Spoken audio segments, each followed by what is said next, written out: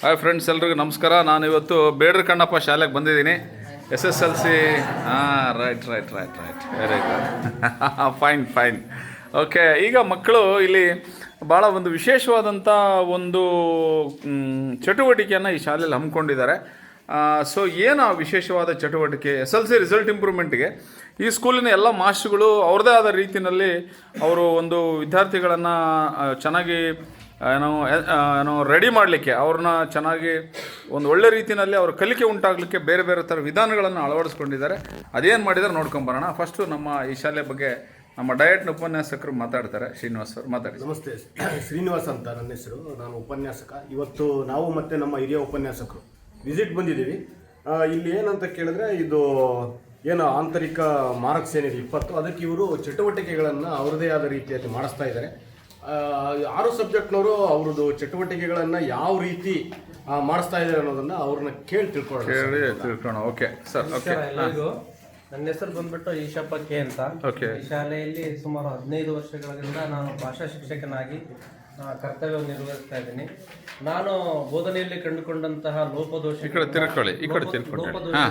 ಗಮನಿಸಿದಾಗ ಮಕ್ಕಳಿಗೆ ಸುಲಭವಾಗಿ ಉತ್ತೀರ್ಣರಾಗಲಿಕ್ಕೆ ಏನು ಮಾನದಂಡಗಳು ಬೇಕು ಅಥವಾ ಕಲಿಕಾಂಶಗಳು ಬೇಕು ಅಂತ ಮನಗಂಡಾಗ ಅನೇಕ ಕಡೆಗೆ ನಾವು ಸೋರ್ಸ್ಗಳನ್ನ ಹುಡುಕಿದಾಗ ಮತ್ತು ಇತರೆ ಮೂಲಗಳಿಂದ ಬೆದಕಿದಾಗ ನಮಗೆ ಶ್ರೇಯಸ್ ಪಬ್ಲಿಕೇಶನ್ಸ್ ಅಂತಕ್ಕಂಥವ್ರು ಒಂದು ಪುಸ್ತಕವನ್ನ ಇಂಟ್ರೊಡ್ಯೂಸ್ ಮಾಡಿದ್ರು. ಚಟುವಟಿಕೆ ಪುಸ್ತಕವನ್ನು ಇಂಟ್ರೊಡ್ಯೂಸ್ ಮಾಡಿದ್ರು.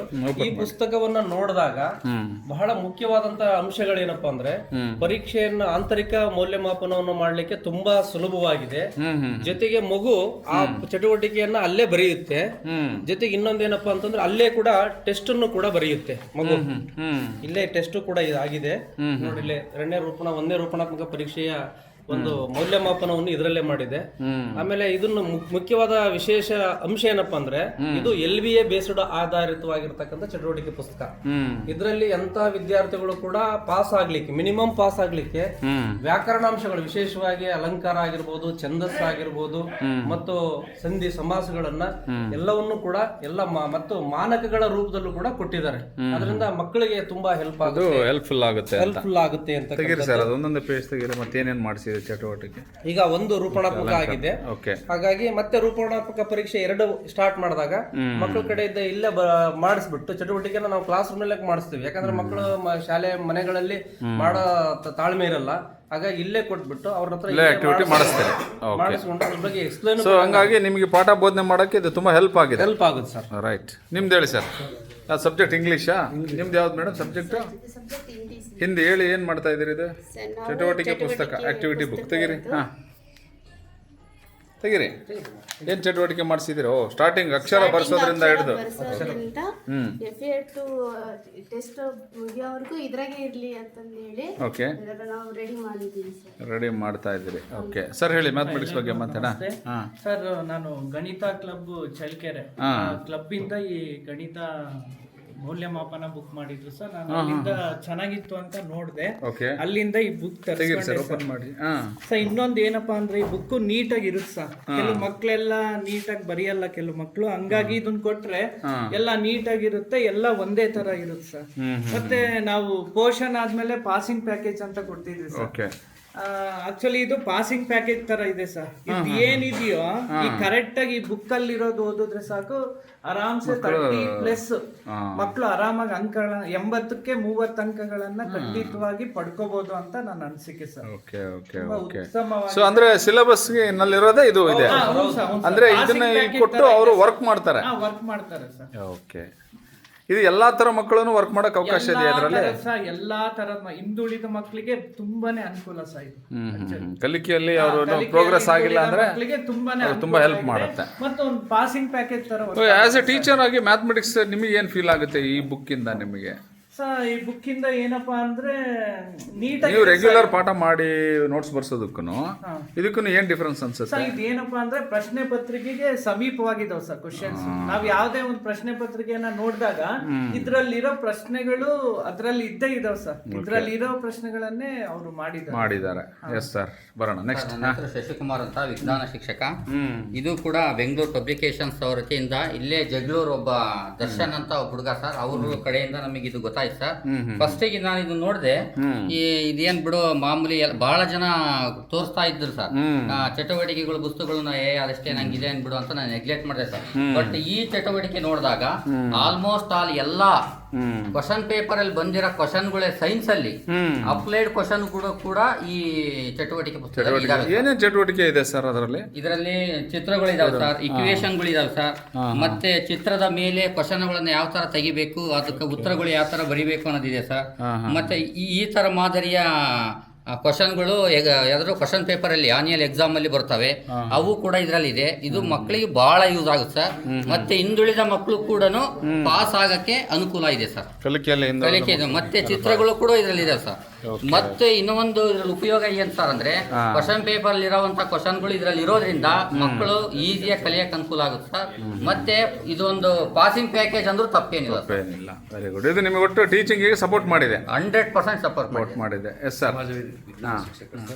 ಎಲ್ಲರೂ ಹೇಳಿದ ರೀತಿಯಲ್ಲೇ ಇದನ್ನು ಸಹ 1 ಅಂಕ 2 ಅಂಕ 3 ಅಂಕ 4 ಅಂಕ ಇದನ್ನೇನು ನೀವೇ ರೆಡಿ ಮಾಡಿದ್ರಾ? ನಾವು ಸ್ವಂತ ಮಾರ್ಗದರ್ಶಿ ಶಿಕ್ಷಕರು ಮಾಡಿರೋಂಥ ನೀವೇ ಮಾಡಿದಿರಿ? ಎಕ್ಸಲೆಂಟ್. ತೆಗಿರಿ. ವರ್ಕ್ ಬುಕ್ ಏನೇನು ಮಾಡಿದಿರಿ? ಇದು 1 ಅಂಕ 3 ಅಂಕದ್ದು ಸರ್. ಮತ್ತೆ ಕ್ವಶನ್ ಪೇಪರ್ ಬೇಸ್ಡ್ ಇದೆ ಸರ್. 3-4 ವರ್ಷದವೆಲ್ಲ ಯಾವ ರಿಲೇಟೆಡ್ ಮತ್ತೆ ಬರೋಂಥ ಕ್ವಶನ್ಗಳಿಗೆ ಕ್ವಶನ್ ಕೊಟ್ಟು ಉತ್ತರ ಅದರಲ್ಲೇ ಬರಂಗ ವರ್ಕ್ ಬುಕ್. ಹಾಂ ಸರ್. ಮತ್ತೆ ಲಾಸ್ಟಿಗೆ ಓದ್ಕೊಳಕ್ಕೂ ಇದೆ ಕೊಟ್ರು ಇದರಲ್ಲೇ ಓದ್ಕೊಳ್ಳೋ ನೋಟ್ಸ್ ಟೈಪ್ ಇದ್ದಂಗೆ ಇರುತ್ತೆ ಸರ್. ಎಷ್ಟು ಪುಟ ಇದೆ ಸರ್ ಇದು? 20 ಪುಟ ಇದೆ. 20 ಪುಟ. ಇದರಲ್ಲೇ ಮಾರ್ಕ್ಸನ್ನು ಎಂಟ್ರಿ ಮಾಡ್ಕೊಳಕ್ಕೆ ಮತ್ತೆ ನೋಟ್ಸ್ ಬೇರೆ ಬರ್ತೀವಿ ಸರ್. ನಾವು ಬರ್ಸ್ತೀರಿ? ನೋಟ್ಸ್ ಬರ್ತೀವಿ, ಜೊತೆಗೆ ಇದನ್ನು ಇದೆ ಸರ್. ಓಕೆ. ಮಕ್ಕಳು ನಾವು ನೋಟ್ಸ್ ಬರ್ತಿರೋ ನೋಟ್ಸ್ ಅಲ್ಲಿ ನಾವು ಏನ್ ನೋಟ್ಸ್ ಬರ್ತಿದೀವಿ ಕ್ವಶನ್, ಇದ್ರಾಗಿರೋ ಕ್ವಶನ್ 80% ಆ ನೋಟ್ಸ್ ಅಲ್ಲಿ ಆನ್ಸರ್ ಇದೆ ಬರುತ್ತೆ, ಬಂದೇ ಬರುತ್ತೆ. ಓಕೆ. ಓಕೆ ಡಿಯರ್ ಸ್ಟೂಡೆಂಟ್ಸ್, ಈಗ ಸರ್ ವರ್ಕ್ ಬುಕ್ ಎಲ್ಲ ಕೊಟ್ಟು ನೀವು ಮಾಡಿಸ್ತಾ ಇದ್ದಾರೆ. ಈಗ ಅವರು ಟೆಕ್ಸ್ಟ್ ಬುಕ್ನಲ್ಲಿ ಪಾಠ ಮಾಡ್ತಾರೆ, ಟೆಕ್ಸ್ಟ್ ಬುಕ್ ಬೇಸ್ಡ್ ಆಗಿ ಪಾಠ ಹೇಳ್ಕೊಡ್ತಾರೆ ನಿಮಗೆ, ಹೌದಾ? ಆಮೇಲೆ ನೋಟ್ಸನ್ನು ಬರೆಸ್ತಾರೆ. ಈಗ ಟೆಕ್ಸ್ಟ್ ಬುಕ್ನಲ್ಲಿರೋದನ್ನು ಪಾಠ ಮಾಡಿ ಮತ್ತು ನೋಟ್ಸನ್ನು ಬರೆಸ್ತಾರೆ. ಅದಲ್ಲದೆ ಮತ್ತು ಇದು ಏನು ನಿಮಗೆ ಹೆಲ್ಪ್ ಆಗುತ್ತೆ? ಇದು ಯಾವ ಥರ ನಿಮಗೆ ಇದು ಸಹಾಯ ಮಾಡುತ್ತೆ? ಹಾಂ, ಓದ್ಕೊಳಕ್ಕೆ ಯಾವ ಥರ ಈಸಿ ನಿಮಗೆ ಸಪೋರ್ಟ್ ಮಾಡುತ್ತೆ ಇದು?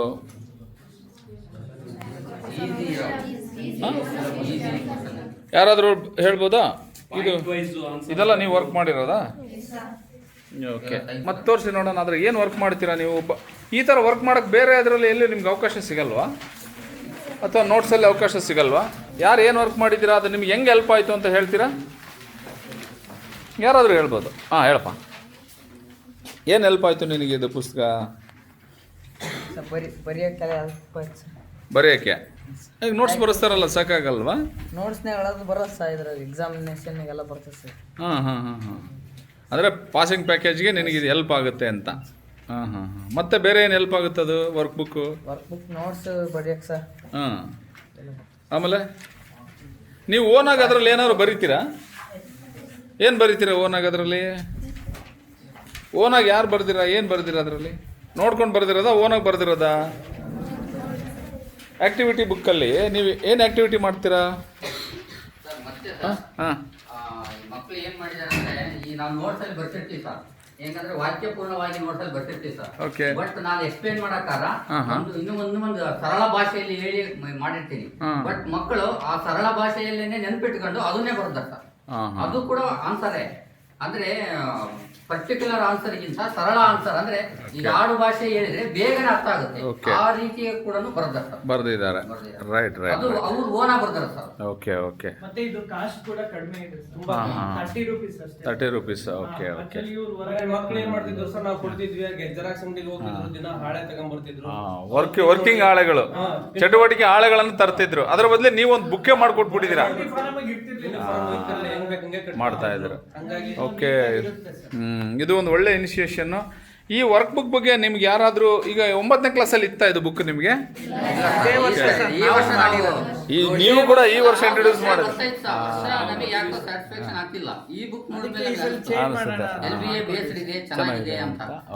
ಓಕೆ. ಈ ಬುಕ್ ಕೊಟ್ಟಿರೋದ್ರಿಂದ ನಿಮ್ಗೆ ಏನು ಮತ್ತೇನೇನು ಉಪಯೋಗ ಆಗಿದೆ? ಈಗ 9ನೇ ಕ್ಲಾಸಲ್ಲಿ ನೀವು ಓದ್ತಾ ಇದ್ರಿ. 9ನೇ ಕ್ಲಾಸಲ್ಲಿ ನೀವು ಅನುಸರಿಸ್ತಕ್ಕಂಥ ವಿಧಾನಕ್ಕೂ ಈಗ ಈ ಬುಕ್ನಲ್ಲಿ ನೀವು ಪ್ರತಿ ವಿಷಯಕ್ಕೂ ವರ್ಕ್ ಚಟುವಟಿಕೆ ಮಾಡೋದಕ್ಕೂ ಏನು ಡಿಫ್ರೆನ್ಸ್ ಅನಿಸುತ್ತೆ ನಿಮಗೆ? ಏನು ಅನಿಸುತ್ತೆ? ಏನು ಡಿಫ್ರೆನ್ಸ್ ಅನಿಸುತ್ತೆ ಅವಾಗ? ಹಾಂ ಫ್ರಂಟ್ ಪೇಜ್ ಅವೆಲ್ಲ ಮಾಡುತ್ತೆ ಹಾಂ ಡೈರೆಕ್ಟ್ ಆಗಿ ಇದ್ರಾಗ ಬರಿಬೋದು ಸರ್. ಏನಾಗ್ತಿತ್ತು? ಪೇಪರ್ ಶೀಟ್ ಹಾಳೆ ಮತ್ತೆ ಫ್ರಂಟ್ ಪೇಜ್ ಅವೆಲ್ಲ ತಗೊಂಡ್ ಮಾಡೋದೆಲ್ಲ ಇದಾಕಿತ್ತು ಸರ್. ಇದ್ರಾಗ ಡೈರೆಕ್ಟ್ ಬರಿಬೋದು ಸರ್. ಒಂದೇ ಸರಿ ನೇರವಾಗಿ ಇದರಲ್ಲಿ ಬರೀಬೋದು. ಅದರಿಂದ ಏನು ನಿನಗೆ ಕಲಿಕೆಗೆ ಏನು ಉಪಯೋಗ ಆಗುತ್ತೆ? ಸೊ ಓದ್ಕೊಳಕ್ಕೆ ಈಸಿ ಆಗತ್ತೆ. ಈಸಿ ಆಗುತ್ತೆ. ಓಕೆ, ಮತ್ತೇನು ಯೂಸ್ ಆಗುತ್ತೆ ನಿಮಗೆ? ಮಾತಾಡ್ಬೋದು. ಹಾಂ ಹೇಳಿ. ಹಾಂ ಸರ್ ಕ್ವಶನ್ ಎಲ್ಲ ಇದರಲ್ಲಿ ಇರ್ತದೆ ಸರ್, ಚೆನ್ನಾಗಿ ಆಗ್ತದೆ ಸರ್. ಅದ್ರಾಗಾದ್ರೆ ಕ್ವಶನ್ ಬರೆದು ಆನ್ಸರ್ ಬರಬೇಕಾಗಿತ್ತು ಸರ್. ಓಕೆ ಅದಕ್ಕೆ ಇದು ಈಸಿ ಆಗ್ತದೆ ಸರ್. ಓಕೆ ಸರಿ, ಹಾಗಾದರೆ ನೀವೆಲ್ಲ ನನಗೊಂದು ಚಾಲೆಂಜ್ ಮಾಡಬೇಕು, ಒಂದು ಪ್ರಾಮಿಸ್ ಮಾಡಬೇಕು. ಈ ಸಾರಿ SSLCನಲ್ಲಿ ನೀವೆಲ್ಲರೂ ಔಟ್ ಆಫ್ ಔಟ್ ಸ್ಕೋರ್ ಮಾಡಬೇಕು. ಓಕೆನಾ? ಎಷ್ಟು ಜನ ಔಟ್ ಆಫ್ ಔಟ್ ಸ್ಕೋರ್ ಮಾಡ್ತೀರಿ? ಓ ಎಲ್ಲರೂ? Nice nice. ಯಾರೋ ಒಂದು ಇಬ್ಬರು ಮೂವರು ಕೈ ಎತ್ತಲಿಲ್ಲ. Very good very good. ಈ ಸರಿ ಎಲ್ಲರೂ ಔಟ್ ಆಫ್ ಔಟ್ ಸ್ಕೋರ್ ಮಾಡಿ ನಮ್ಮ ಬೇಡ್ರ ಕಣ್ಣಪ್ಪ ಶಾಲೆ ಇಡೀ ಜಿಲ್ಲೆಗೆ ಫಸ್ಟ್ ಬರಬೇಕು. ಆ ಥರ ನೀವೆಲ್ಲ ಓದಬೇಕು. ಓಕೆನಾ? Okay, all the best. Thank you. Bye bye. ಹಾಂ ಬಾಯ್.